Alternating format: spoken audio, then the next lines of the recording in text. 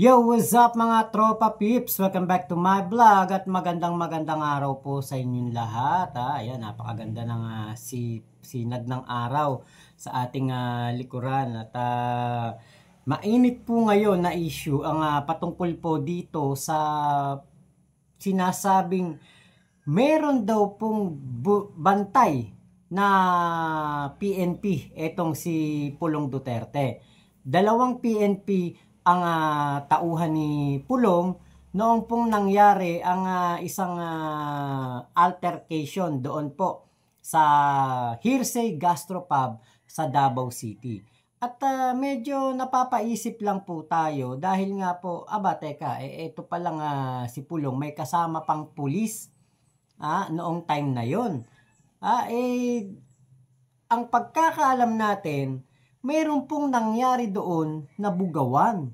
So, ibig sabihin, kung may nangyaring bugawan at mayroon po doong PNP, sa wari ba'y kinunsinte nitong mga lespo na ito si Pulong Duterte?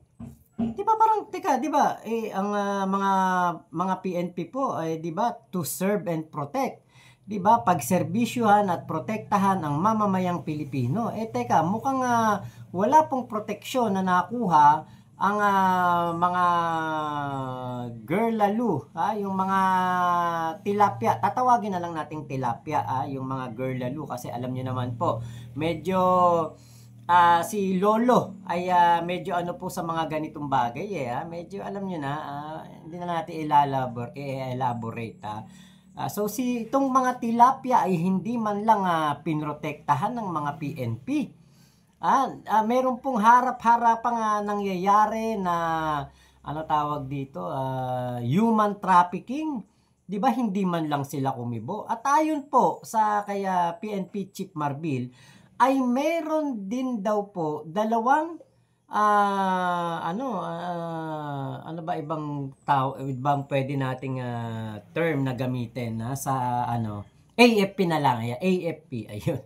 Meron namang dalawang AFP daw po nakasama din, sus Mariosip. Kaya pala ang lakas ng loob at ang tapang ni Pulong Duterte na gawin ang mga ganung bagay kasi nga po protektado siya talaga. Hindi lang protektado, todong protektado itong si Pulong Duterte ng mga tagapagbantay dapat ng mamamayang Pilipino. Pero ang binabantayan ay ang isang politiko.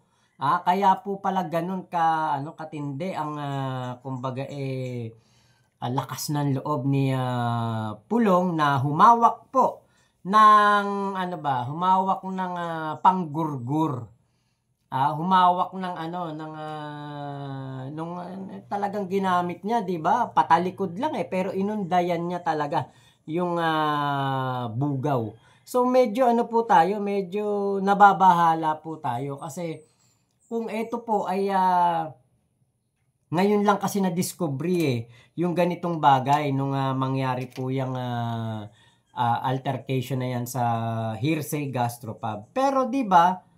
Kung matagal na po itong nangyayari, matagal nang merong nagbabantay dito kila Pulong, kila Sara, 'di ba? Parang hindi lang siguro ito ngayon lang nangyari sa kanilang buhay. Kasi po, kung maalala ninyo, si Sara Duterte po ay nanapak ng jombag, yun na lang, ng jombag ng isang sheriff.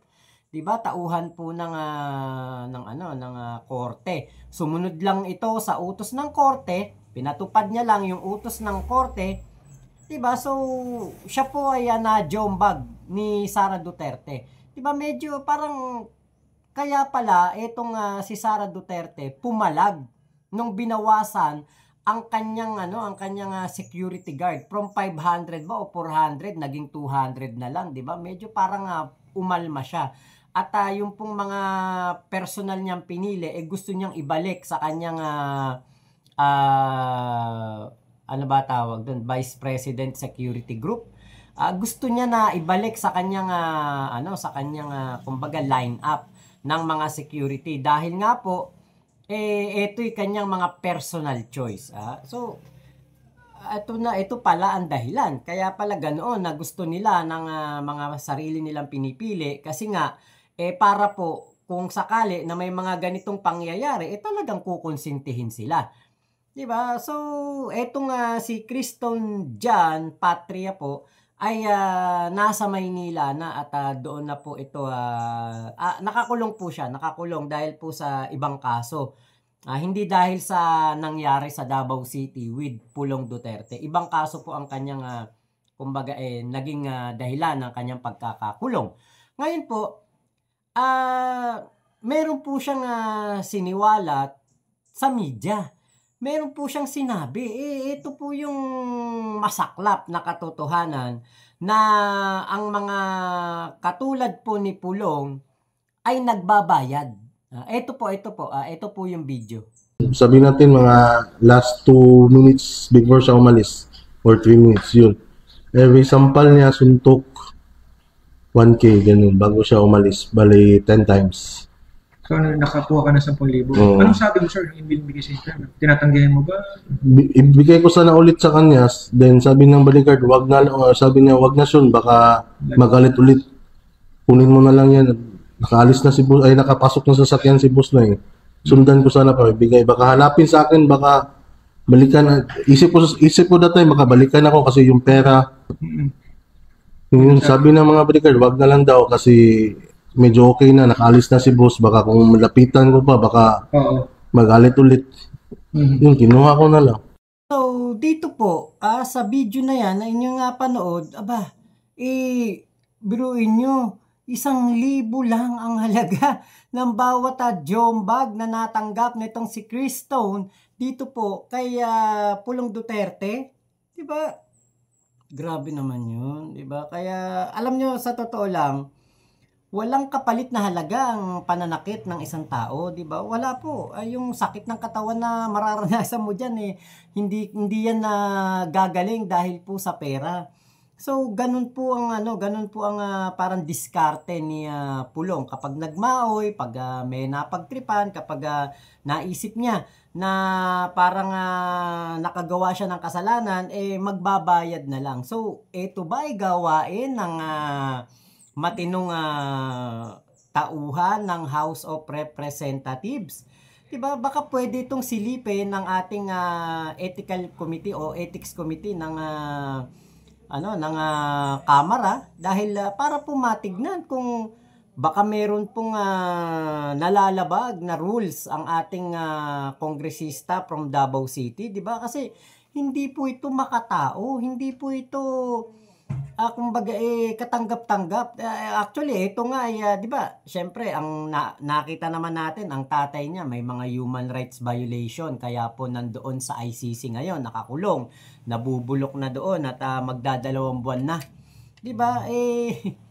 Kaya pala, 'di ba, kung ano yung puno, siyang bunga, like father, like son. 'Di ba? Yan ang nakikita natin dito. Ito'y hindi paninira. Ito'y hindi pamumulitika. Ito'y wala pong kinalaman sa kahit anuman lang sa mundo ng politika. Dahil ito'y personal na buhay ni Pulong Duterte. Wala siya sa kamara nang mangyari yan. Wala siya sa trabaho niya nang mangyari yan. Hindi naman siguro nagkakaroon ng party sa kamara at hindi naman nagkakaroon ng inuman sa kamara na meron pong mga tilapia na dinadala ng isang bugaw. Diba? Kaya paano mangyayari na naiisip itong issue na ito ni Sara Duterte na isang pamumulitik at paninira at planadong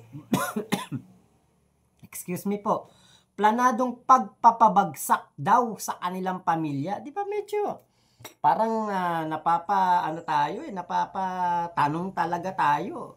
Yun sa unang vlog ko kaninang 7 AM, tanong natin, may malala ba talagang sakit si VP Sara? Kasi nga po,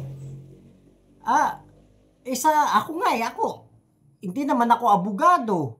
Vlogger lang naman ako, hindi naman ako nag-aral ng law. Hindi nga ako nakatapos ng college Pero, hindi po ako nag-iisip ng paninira yon o ng pamumulitika yon kasi nga, may video. May complainant, may CCTV footage. At inamin naman ni Pulong Duterte na ito po ay alam niya at matagal na daw itong nangyari. Hindi niya dininay. Diba kaya, paano nangyaring pamumulitik ayan? Paano nangyaring paninira yan?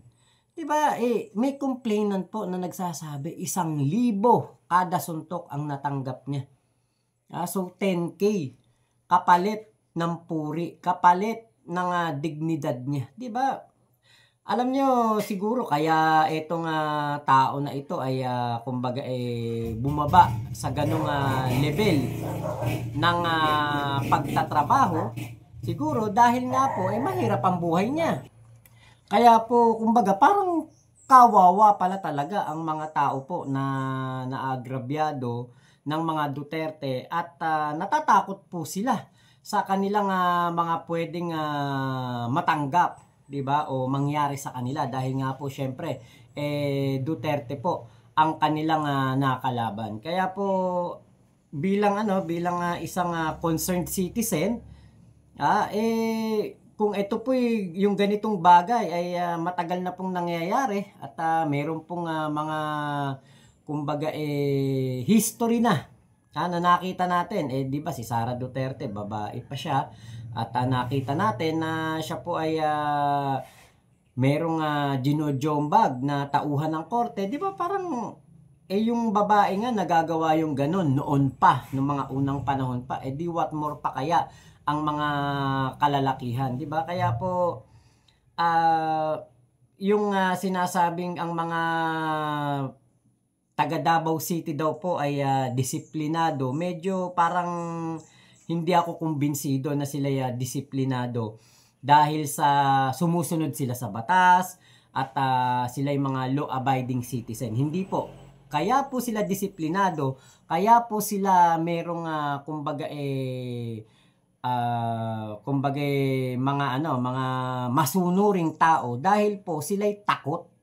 Takot po sila na baka sila ay mapagbalingan ng mga Duterte. Takot sila na baka sila ay makagawa ng masama.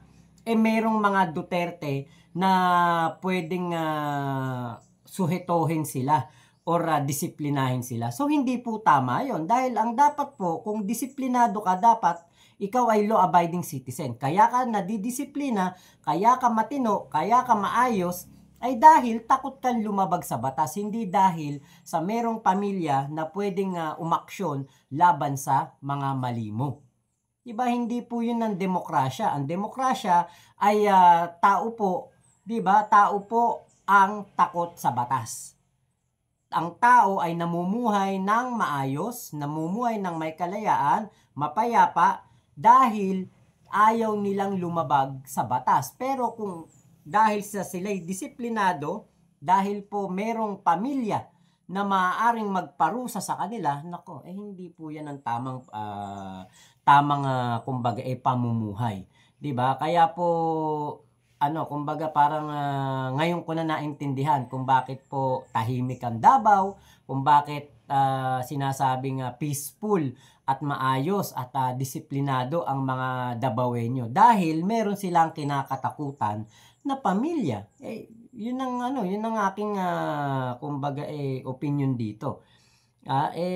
Alam niyo po, sa darating po na halalan, meron pong isang tao na galing po sa disenteng pamilya, matinong pamilya, ang aking kilala at nakilala ko ng malalim dahil po sa eleksyon na ito.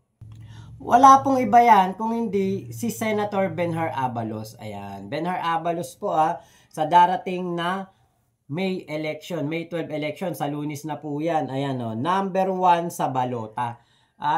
Si Senator Benhur Abalos po galing po ito sa disenteng pamilya at naipakita niya po sa taga Mandaluyong nung siya ang mayor na kayang-kaya pong panatilihin ang katahimikan, kapayapaan, kaayusan ng isang syudad kahit po hindi gumagamit ng pananakot or hindi po gumagamit ng mga paninindak. Si Benhur Abalos po ay pinatupad lamang ang batas at pinakita niya na sa pagkakaroon ng political will ay mareresolba ang isang problema. Katulad na lang po nung nagkaroon po ng issue sa doon sa tinatawag na riding in tandem noong po siya ang mayor ng Mandaluyong, ano po niya yan, naresolba po niya at nabawasan po ang riding in tandem case sa kanyang pamumuno, di ba? So hindi kailangan ng kamay na bakal, hindi kailangan ng kumbaga mga pananakot, paninindak. Yung ipatupad mo lang ang batas, i-implement mo lang ang batas, gamitin mo ang batas para mapasunod ang tao, hindi gamitin ang pananakot at paninindak para maging disiplinado ang syudad mo. Yun po ay hindi po demokrasya, hindi po dapat nabubuhay sa takot ang mga Pilipino. Kaya po sa darating na eleksyon, huwag niyo pong kakalimutan, Benhur Abalos po, sa darating na May 12 election sa Lunes na po yan, number 1 sa balota, hindi nyo na kailangan lumayo, hindi nyo na kailangan hanapin pa, Abalos, numero 1 sa balota. So, salamat po sa pagsama nyo dito sa aking vlog na ito. Ingat po kayo, nasa mang panig kayo ng mundo, Momo Chup Chup, love you, God bless us all, Pilipinas, God first.